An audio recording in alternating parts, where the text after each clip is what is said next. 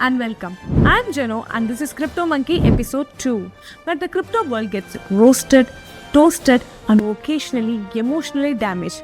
And all this is for your entertainment. In today's episode, Bitcoin lost in the garbage, statues going for a swim, and crypto CEOs calling their own business model nonsense. Because why not? Let's jump into the crypto circus, seatbelts on. So there is this man named James Howells, legend level Bitcoin holder, or should we say ex-Bitcoin holder? Because this man threw 8,000 Bitcoins into a landfill by mistake. Yes, literally he dumped thousands of crores into the trash.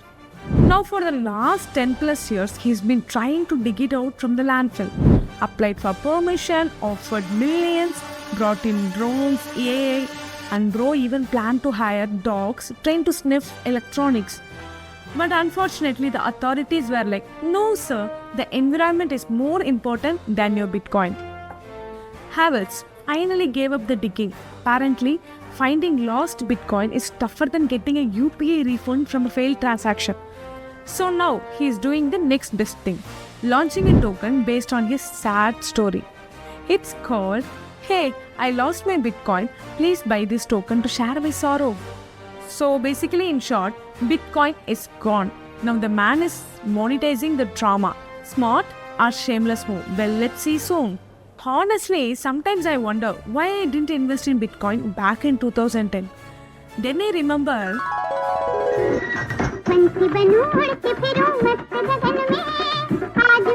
in the land of watches, chocolates, and secret bank accounts, that is Switzerland, someone tossed the statue of Satoshi Nakamoto into a lake.